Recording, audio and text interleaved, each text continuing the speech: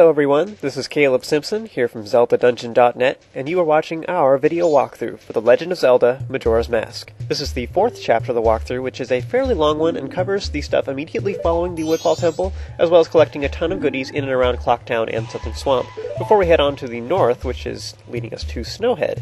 Now, if you aren't interested in getting any of these pieces of hearts and masks and both of the quiver upgrades, then you can go ahead and skip to the next chapter, an entire chapter, oh my goodness.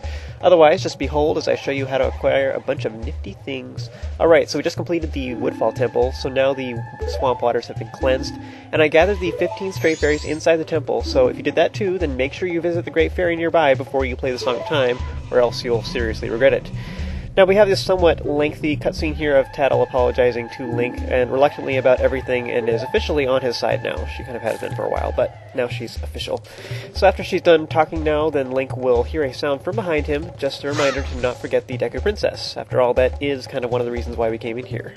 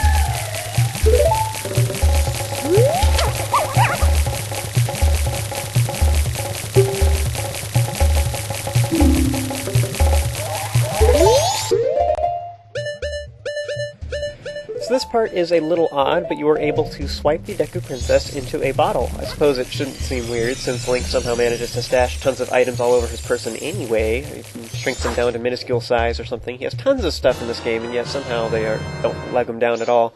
So what's a bottled princess in the whole scheme of things, eh? After that, Link has a conversation with her shadow, which is apparently not bottleable. It just kind of sits there by itself. Anyways, once you exit the temple for reals, our next destination is the Deku Palace to drop off the princess. However, before you do anything else, you should turn in those stray fairies we got in the temple before you forget, because if you run around, you probably will forget about them. So the Great Fairy Fountain is in the far southeastern corner of the map, and to get there a little bit faster, you can simply use the Song of Soaring to soar to Woodfall.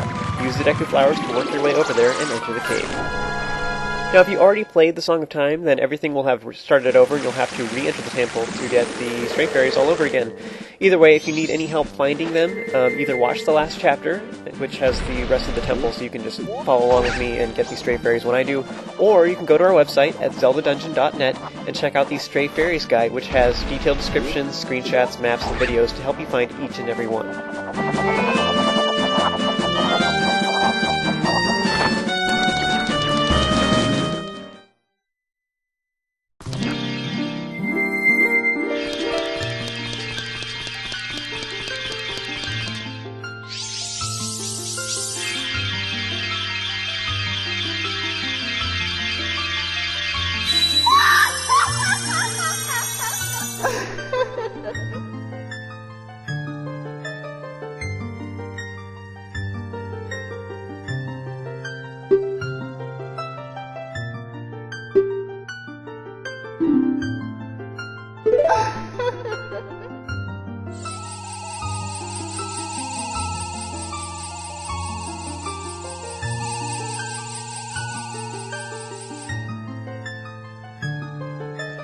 So each of the Great Fairies in this game give you a different ability or upgrade. This particular one gives you the Spin Attack enhancement, which upgrades your current Spin Attack so that you can charge it up further by holding B in longer. What's even cooler about this, though, is that it also extends the range of your Quick Spin, which you can use already, but you rotate the analog stick once and then press the B button. This makes an instant Spin Attack that does not use any magic and is very useful against enemies and such. Now, with this increased range, it makes this particular ability even more useful, in particular when cutting grass, and I'm sure that's exactly what you were expecting to hear, right? Gotta have our priorities and all, and chopping the green stuff is pretty high on the list. Now, upon leaving, I recommend just swimming straight ahead to the exit now that the water is cleansed of poison. There's a chest here in Woodfall to the far southeast that contains a piece of heart. Now, I actually got that at the end of Chapter 2, but if you did not snag that yet, you should follow the platforms to the large chest and go get that. Otherwise, if you already got it along with me, then that chest just contains a red rupee, and you can just ignore it. So once you get to the Deku Palace, you can use the Deku Mask to get past the guards as usual, then just run straight ahead and enter the throne room. Princess will start yelling at you pretty immediately once you get relatively close, but you can't actually get her out of the bottle until you're practically standing on top of them, so you want to get right in front of the king, and then plop her out for a humorous cutscene.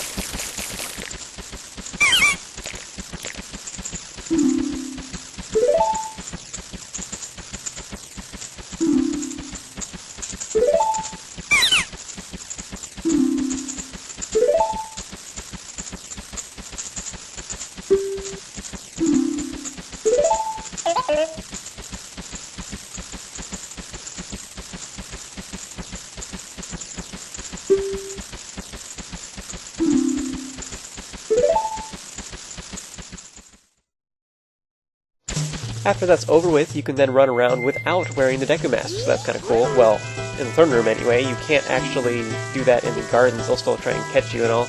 Those areas are still off limits, high security and all. No trespassing near the royal cabbages.